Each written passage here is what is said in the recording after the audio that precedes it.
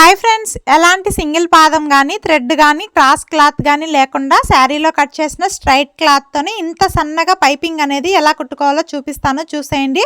First అయితే శారీలో నుంచి 1.5 ఇంచ్ వెడల్పున్న స్ట్రైట్ క్లాత్ని కట్ చేసుకొని దాన్ని ఇలా డబుల్గా ఫోల్డింగ్ చేసుకొని ఎడ్జ్లో కుట్టు అనేది వేసుకోవాలి. తర్వాత ఆల్రెడీ ముందుగా స్టిచ్ చేసి పెట్టుకున్న బ్లౌజ్ పీస్ పైన ఈ పైపింగ్ పీస్ అనేది పెట్టి ఒక పాదం ఇంచు వెడల్పు ఉండేలాగా నెక్ చుట్టూ కుట్టుకుంటూ రావాలి. మెయిన్ ఏంటంటే మనం కుట్టుకునేటప్పుడు షోల్డర్ జాయింట్ చేసిన కుట్టు అనేది బ్యాక్ పార్ట్ వైపు వచ్చేలాగా చూసుకొని నెక్ చుట్టూ పైపింగ్ అనేది కుట్టుకుంటూ రావాలి.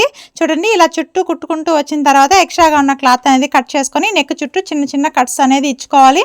ఇలా కట్స్ ఇచ్చుకున్న తర్వాత ఇప్పుడు చూడండి, ఇలా కచ్ అనేది పైపింగ్ లోపలికి కాకుండా ఈ పైపింగ్ క్లాత్నే లోపలికి ఫోల్డింగ్ చేసినట్టు పెట్టి స్టిచ్ అనేది కుట్టుకుంటూ రావాలి. చూడండి, ఈ కచ్ అయితే నార్మల్గా మనం పైపింగ్ చేసుకునేటప్పుడు కచ్చుని ఆ పైపింగ్ క్లాత్ లోపలికి ఫోల్డింగ్ చేసుకొని స్టిచ్ చేసుకుంటాం కదా, అలా స్టిచ్ చేస్తే లావుగా వస్తుందండి. అలా కాకుండా ఈ పైపింగ్ క్లాత్ మొత్తం కూడా లోపలికి రివర్స్ చేసుకొని మనకి పైపింగ్ అనేది ఎంత సన్నగా కావాలో అంత సన్నగా మాత్రమే పైకి కనిపించేలాగా పెట్టుకొని స్టిచ్ అనేది వేసుకుంటూ రావాలి. ఇలా స్టిచ్ చేసుకునేటప్పుడు స్టిచ్ అనేది పైపింగ్ క్లాత్ పైన కానీ బ్లౌజ్ పైన కానీ పడకుండా మిడిల్లోనే వచ్చేలాగా స్టిచ్ అనేది వేసుకుంటూ రావాలి.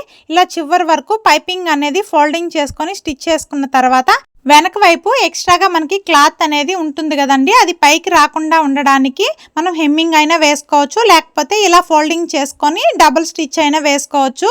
నేనైతే కచ్ అనేది లోపలికి ఫోల్డింగ్ చేసుకొని ఆ పైపింగ్ ఎడ్జ్ చుట్టూ కూడా ఒక పాదం ఇంచు వెడల్పు ఉండేలాగా డబుల్ స్టిచ్ అనేది వేసేస్తున్నాను. చివరిలో కూడా కచ్ అనేది లోపలికి ఫోల్డింగ్ చేసుకొని స్టిచ్ చేసుకున్నట్లయితే శారీలో కట్ చేసిన స్ట్రైట్ క్లాత్తో ఇంత నీట్ ఫినిషింగ్ వచ్చేలాగా పైపింగ్ స్టిచ్ చేసుకోవడం కంప్లీట్ అయిపోతుంది. వీడియో నచ్చినట్లయితే లైక్ చేయండి. Okay friends, bye friends.